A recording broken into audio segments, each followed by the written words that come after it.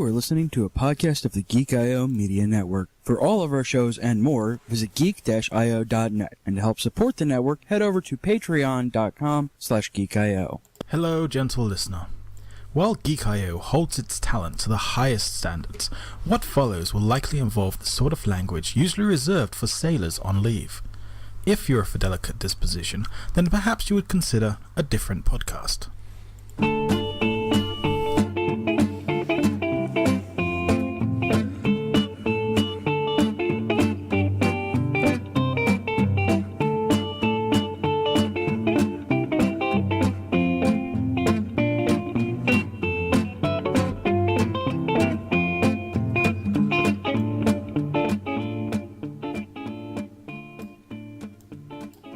8 out of 10 fictional doctors say that you should start your day the generic live show way. This is the generic live show. Hello everybody and welcome back. Man, oh man, hello everyone and welcome back to the generic live show. This is the generic live show. Man, it feels like forever since we got to do one of these, mainly because it has been forever. And you know, I'm gonna get philosophical for 1 second. Philosophical, is that the word? I think that's the word. I'm not too sure.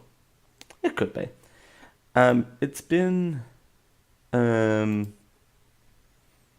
forever and it's been never at the same time. For this, the Generic Live Show is kind of timeless in that regard. Not really, it's been like 5 months. But hey, we're back, we're doing a show for you guys today. And so this is, the Generic Live Show is going to take a little bit of a different turn over the next couple of months. As you may already realize, this is pre-recorded. For one.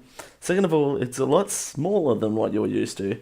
So it's a lot more fun-sized, a lot more prepackaged than what you're probably used to. That's okay, though. We love that. But I wanted to not let the show retire. I don't want to let go of the Generic Live Show, as a lot of veteran listeners of the show realize that I love this show. The show has been my passion project ever since 2015, and even before then. I've always wanted to have a podcast to call my own, and I always wanted something that was my creative project, and the Generic Live Show has always been that throughout the various incarnations. You got to think, the show is so broad and can do so much for people that it doesn't have to be confined to this one certain space. You gotta think, the original incarnation of the show was daily. Oof. I was optimistic back in the day. It's fine. And then it grew out to be this half-hour thing, and then it grew out to be this full-hour thing, and then it was a 3-hour talkback thing, including the pre-show and post-show that we used to have as well. And we used to, the core of the show has always been the same. It's always been me, and it's always been you guys, the listening community out there. And whilst we don't have a live chat room in this form of the show, it'll be back in a couple of months. I promise that we are going back to the original form of the previous incarnation of the show in some form at some point. But remember, you can still be a part of the show, even if it is pre-recorded in this sort of format. Always reach out to the show. show@geek-io.net. Generic Live Show in the subject line. That's always a thing, always a plus if you go over to the Discord, geek-io.net/discord, where I'll be posting today's stories. I've some feedback as well, and we can incorporate some of that feedback in some of these future shows. As someone put it, I think it was Josh or CJ, one of them put it. They're the same person, it's fine. but one of them put it as this incarnation of the show is called the Generic Light Show. LITE. The Generic Light Show. It's generic live show, but on a diet. We're getting our summer diet on early. You know, we're slimming down for the summer. You know, it's fine. We'll be back to our winter habitat in a few months. But I wanted to make sure that I still have this creative outlet, particularly for you guys, but also for me. I love creating the show, so it's interesting to see where this show sort of goes, if that makes sense. And with a pre-recorded show, we have a lot of realms to explore as well. What I won't be mentioning in this episode is the disaster that happened in Christchurch, because that's going to be next recordings, and 2, that's just not a fun opening one. But I wanted to save that to be talked about at some point, because that is very important, and I know a lot of people would be asking me if I am covering that at some point, and the answer to that is yes, I will be covering that, but just not in this episode of the Drunk Live Show. So without further ado, we are gonna mix things up a little bit, and we are going to be starting with a little bit of news. On to the news!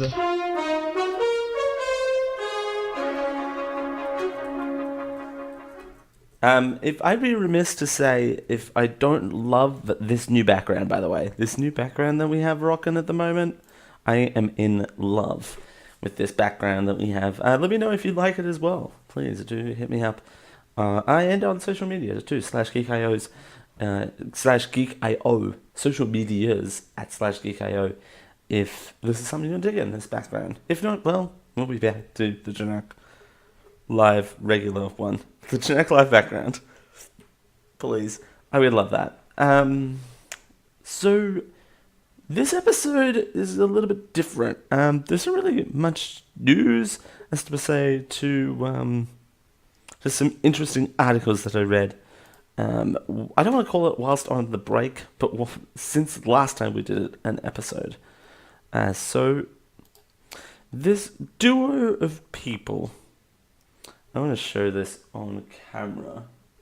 I haven't produced this show in so long. Let's see where we go. There we go. This comes to us from Vice, and a bunch of people did a bunch of social experiments to finally answer the age-old question. The question for the ages, the worldwide phenomenon: what is better, Sydney or Melbourne? Ding, ding, ding. For quick reference as well, if you are Australian, this is a common occurrence, is whether Sydney or Melbourne is better. And I suppose for international people too, you probably think, who has the better city, Sydney or Melbourne? So we're going to run through a little of this, and we're actually going to talk about it a little bit, so why not? It's my show, and I can do what I want to. I'm just kidding. It's our show. There you go. So experiment 1 that I did is laying on the ground and timing how long it takes someone to stop. So the Melbourne-Sydney debate, battle of cliches. The battle of Cleches. Sorry, we're just going back to this regular show. Battle of Cleches. My favourite sci-fi movie of 2019 coming out is The Battle of Cleches. Starring Tom Hanks. I don't know why Tom Hanks was the first, and Kate Middleton. Tom Hanks and Kate Middleton star in the 2019 sci-fi spectacular Battle of Cleches. They're kind of like Klingons, but they're made of like weird misshapen plates as heads. I don't know why. Who knows what this bit is? I don't know what. Where is this bit going? Battle of Cleches. If you have a plot, please let me know. I don't know why. Battle of Cleches. It's Oscar worthy, please let me tell you. And the stereotypical Sydney people are, over Cliche, and Melbourne over Cleches. They're so over them. These Cleches, they're everywhere. And Melbourne are always dazzling, and its beaches are industrial swamps. You know, they're very industrial in Melbourne as well. And, you know, they wanted to know who was kinder, is the sort of the moral of the story for this first social experiment. Zoom out a little bit on this. As you can kind of see, they're also just literally just lying in the street, acting homeless. Which, I'm not saying that homelessness is not an issue. It is an issue, and particularly in these major cities where there is such an equity divide as well, that this is very important to find out who would be kinder to their population as well.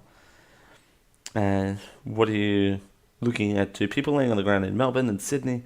That's me on the left, laying on Swanston Street footpath in Melbourne, and the guy named Harvey on the footpath of Oxford Street in Sydney. Turns out both CBDs are outstanding places to have heart attacks. Interesting.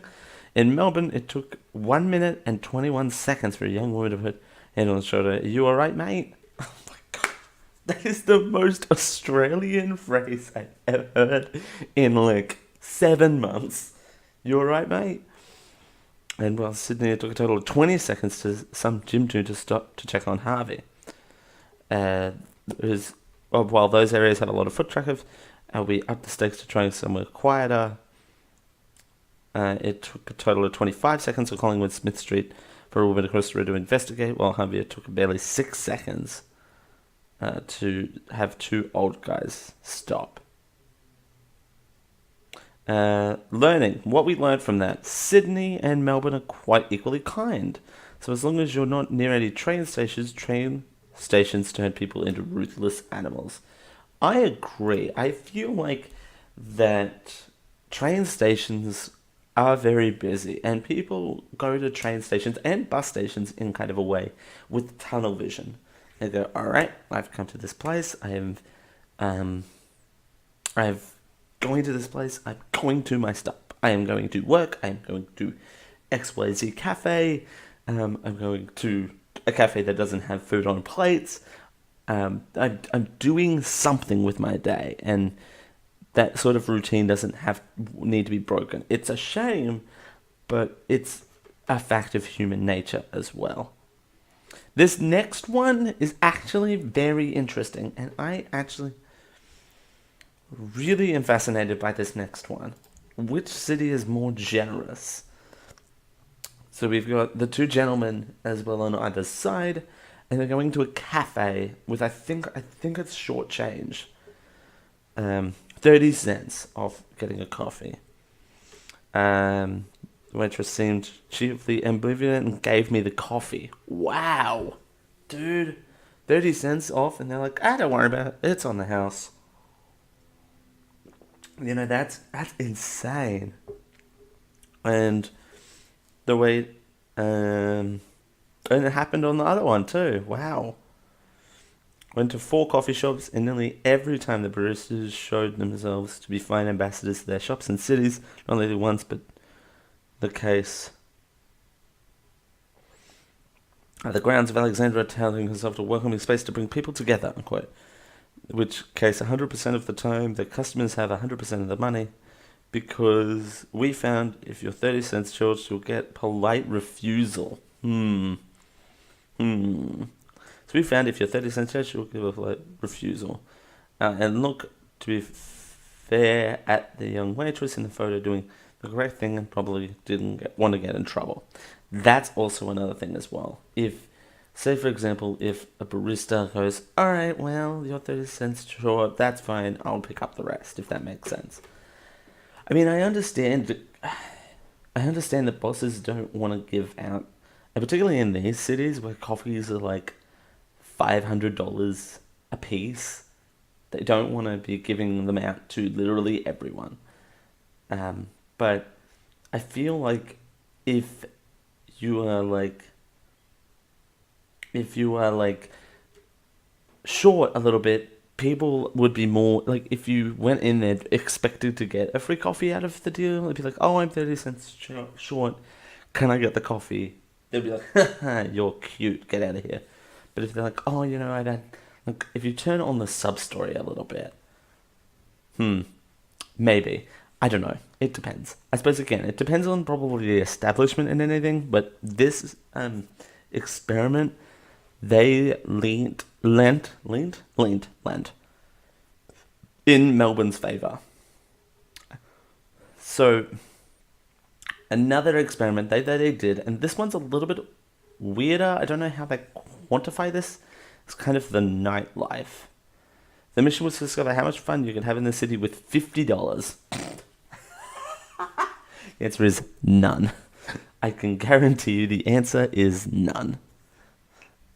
In Melbourne, the cheapest beer I could find is an Asian beer cafe in Swanston Street, where $9 to get a jug of Sumo's Choice. Sumo's Choice. And honestly, it tasted efficient as dam water. Cheapers. Dam water for $9. And the made at East Village, the schoons were $8.50, but he just missed happy hour. So with VP stubbies is $7 a piece. $23 went to Chinatown to get 2 plates of dumplings, and city we found was pretty similar. Look, big nights on small budgets are equally difficult in both cities. Not surprisingly, a big night out in Melbourne City, taxis inclusive, sans drug, will cost a minimum of $100, which is the reality of living in 2019. Wow, jeepers. I loved that. I read that the other day. I think it's a couple of weeks old at this point, but I read that and I'm like, you know what? Good for them for pushing sort of the boundaries of expectations a little bit. Like, they are like pushing to the extreme and seeing how much they can get for as little as they can. And we've learned a life lesson here at the Genetic Life Show today, is being nice to people. You don't have to be like overtly kind to them, but all you have to do is be nice. And it doesn't cost you anything to be nice. In a world in 2019, just be nice. Like, it doesn't cost anything. Like, even a smile and stuff. Like, you don't even have to overdo it. But be nice to people. Because then, I'm a huge believer in the fact that what comes around will go around. And you will definitely experience that too. Ding. All right. Let's go ahead and we're going to bring back one of our favorite segments, just because we're doing an abbreviated talk. Words are hard. I haven't talked in 4 months. I'd like to imagine, sidebar, I'd like to imagine in the weird headcanon of this show, I haven't talked since the last episode, which was the prediction shows in January. I'd like to imagine in my weird headcanon that I hadn't spoken, like, at all. Like, I was completely mute for 3 months. And this is the first time I'm learning how to talk again. What was I going to say? Something. Oh, just because we're doing an abbreviated episode of the show doesn't mean we can't bring back some of our favorite segments. And I know CJ is going to be watching this. It's time for CJ's favorite bumper. It's time for...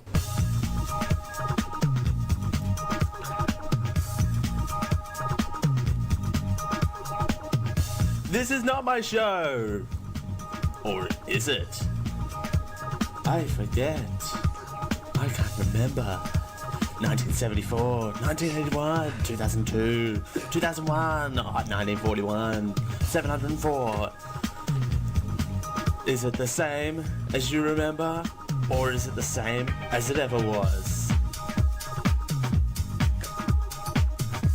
Alrighty.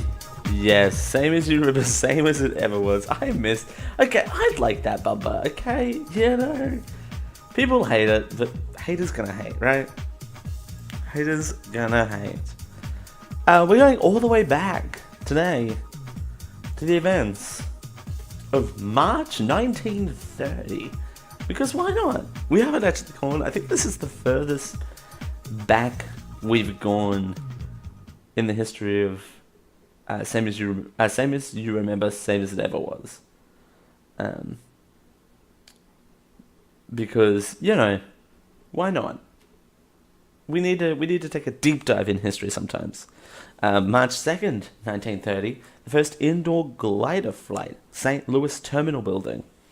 March 4th, 1930, Emma Fanning bowls first sanctioned 300 game by a woman. Sure. Also March 4th, Coolgee Dam in Arizona declared.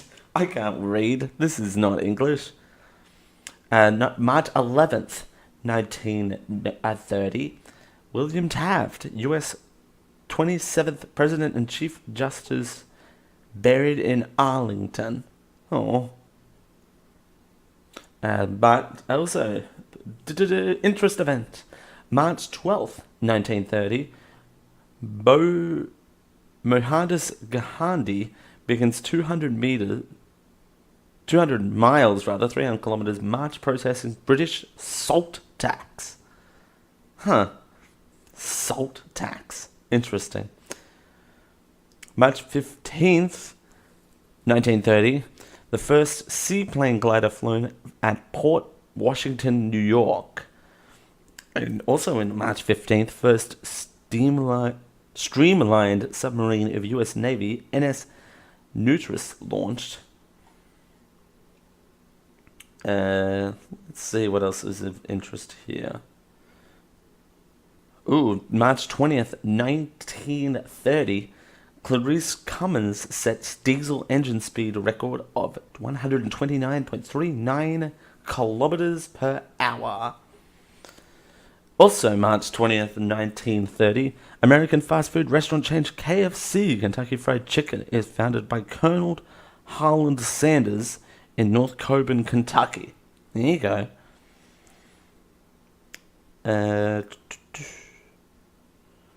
What else is here? March 24th, 1930, first religious services telecast in the U.S., W2XBS New York City. March 26th, 1930, Congress appropriates $50,000 for Inter-American Highway. Wow, don't use it all at once. Oh, also, this is a fun one. First U.S. radio broadcast from ship at sea on March 27th, 1930. And, well, that is all. That's all for Same As You Remember, same as it ever was for March of 1930. Is it the same as you remember? Or is it the same as it ever was? Cue music.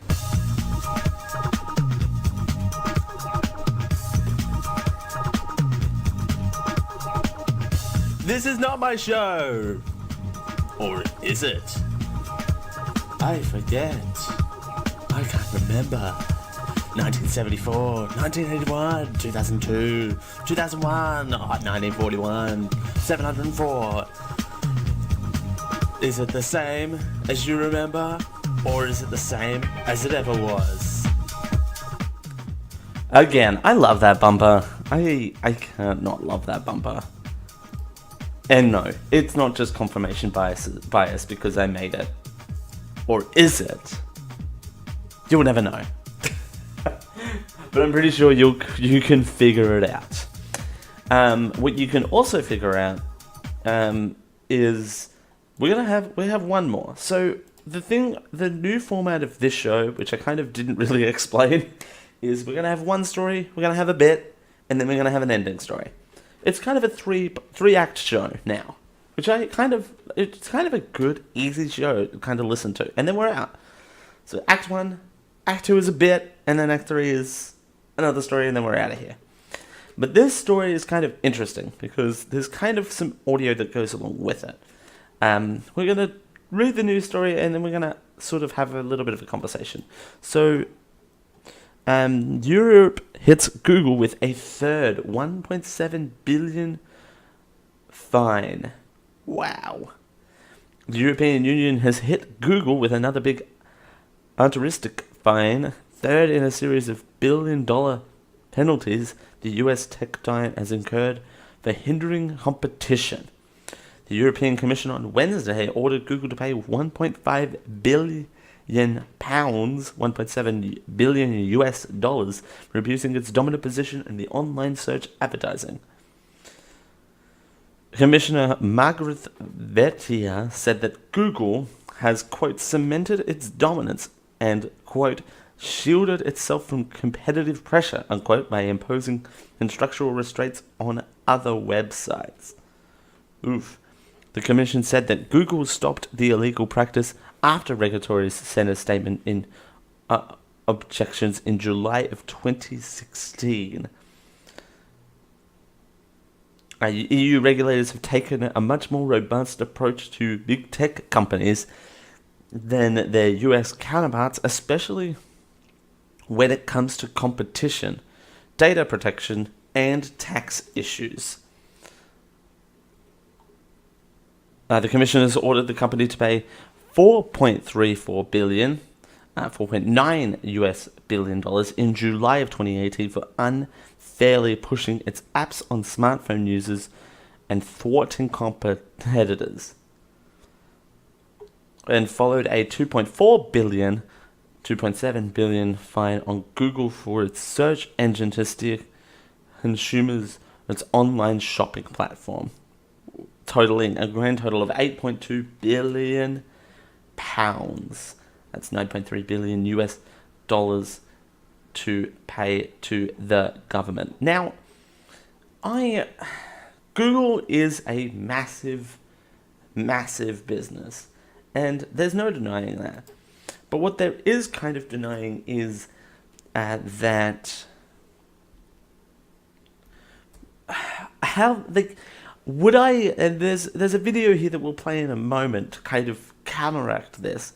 But do we think that Google is a monopoly? That's kind of the question of the day. Is Google a monopoly?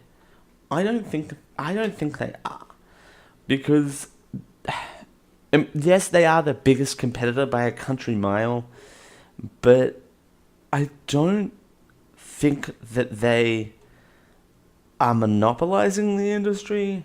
Yes, they are doing sneaky things to try and prevent other people from coming into the market, but they're not preventing people from actually doing their business, if that makes sense.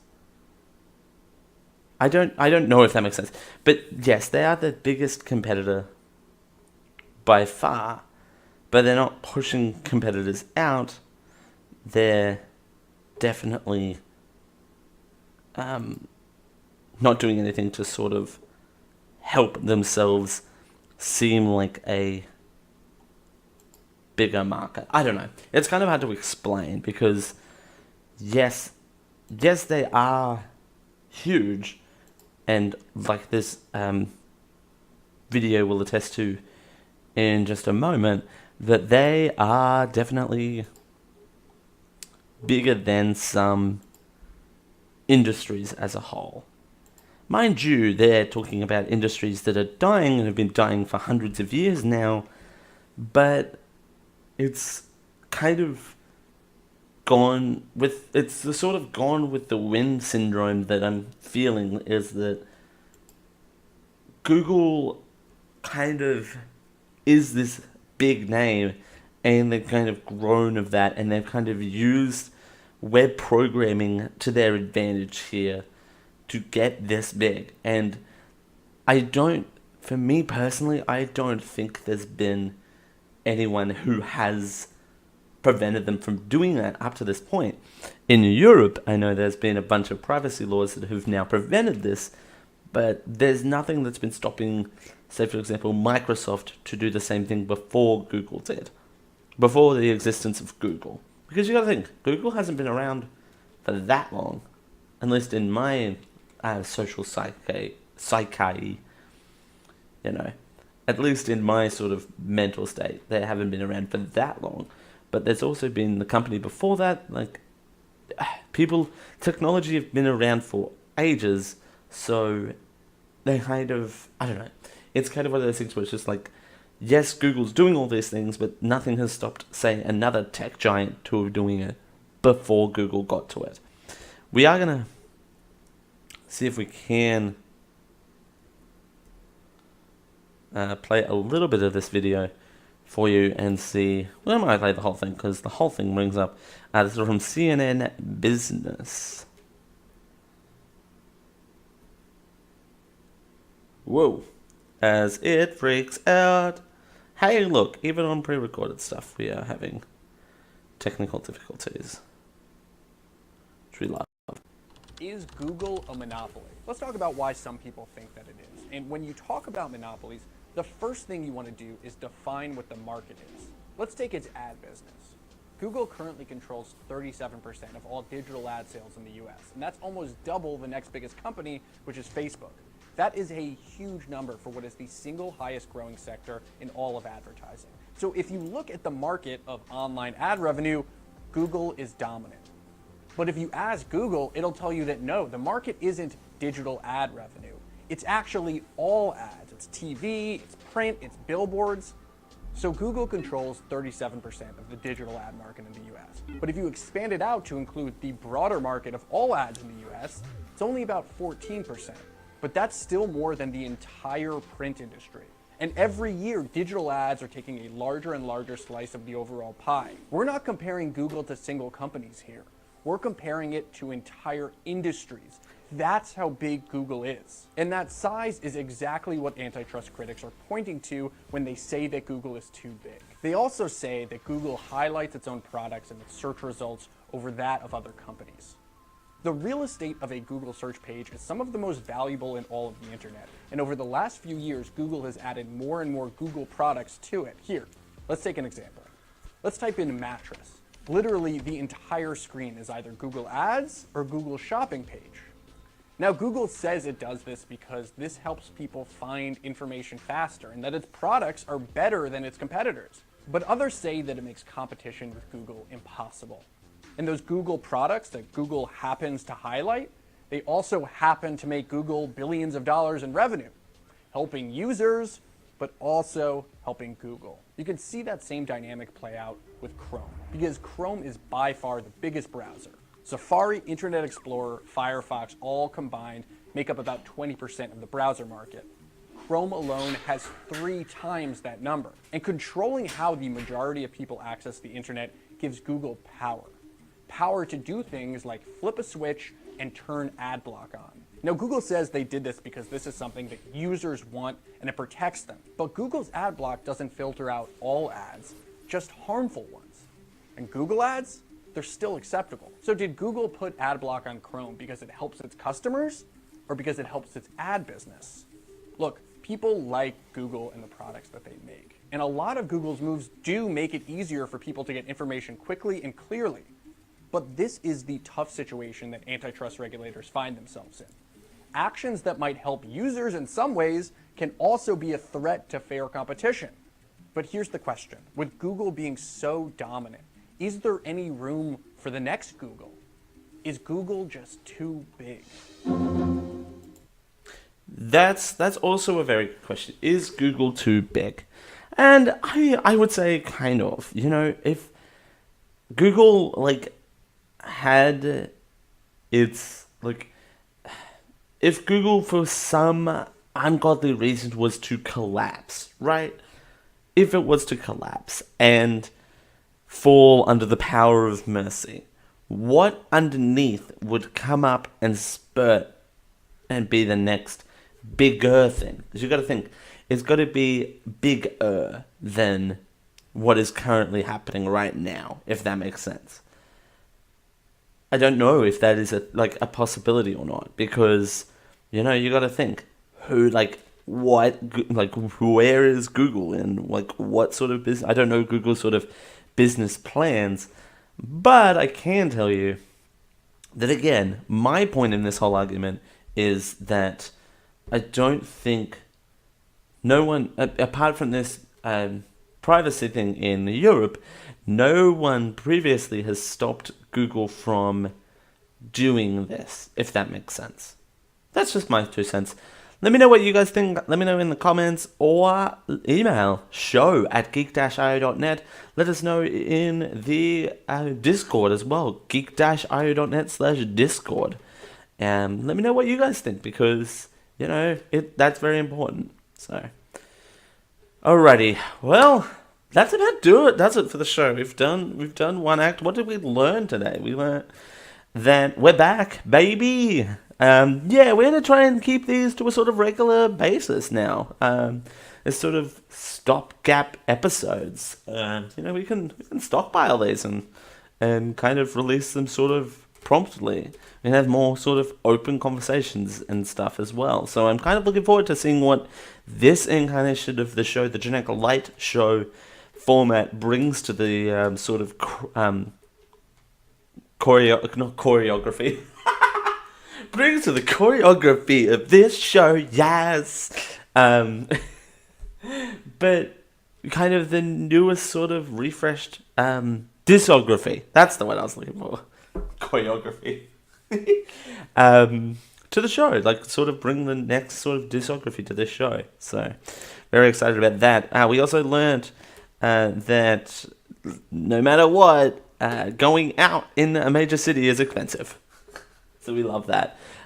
We also learned that if you lay down in the middle of a busy street, people will pay attention to you. We also learned that train stations are an ugly place. We also learned that. And we also took a trip back to March of 1930 as well. Thank you everyone for joining us. A few little plugs to get out of the way. My name's Dale Campbell. You can follow me on Instagram at the Dale Campbell. That's TheDaleCampbell. The Dale Campbell on Instagram and Twitter. You can find everything that we do over here at the Geek.io Media Network at geek-io.net or /geek.io on all social medias. Facebook and Twitter are the main ones. For now, we do have a Snapchat, we have Instagram as well, that we use occasionally as well. You can support everything that we do here on the Geek.io Media Network over at patreon.com/geek.io. And you can find video versions of all of our shows over on YouTube at youtube.com/geek.io show.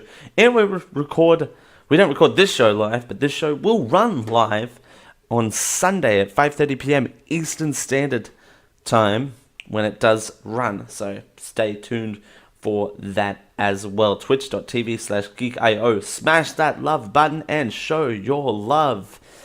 Thank you, everyone. I also want to thank everyone for your support over the last several months. We do appreciate it, and we do appreciate you guys sticking with the Genetic Live show as well. I very much appreciate that. All of the fans who have reached out and gone, "Why are you doing this show anymore?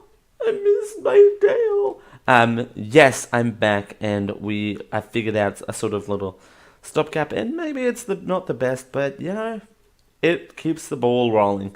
If you've got any feedback or if you've got any discussion points you want me to bring up on the show at geek-io.net. Genetic Live show, water buffalo, or banana cheese. In the subject line, it'll get to me. I'll get it. We'll figure it out. It'll be a fun time. But until next time, I've been Dale Campbell. Thank you for joining me here on the Genetic Live show, and we'll see you next time. Bye-bye.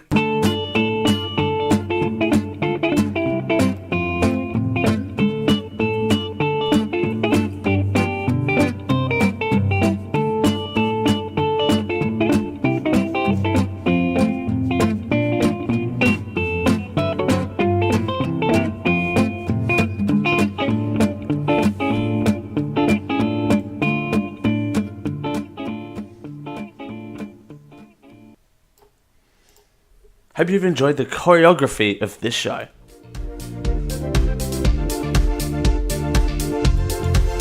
You have been listening to a Geek.io Media Network LLC production. Would you like to convert that to pounds? Copyright 2019.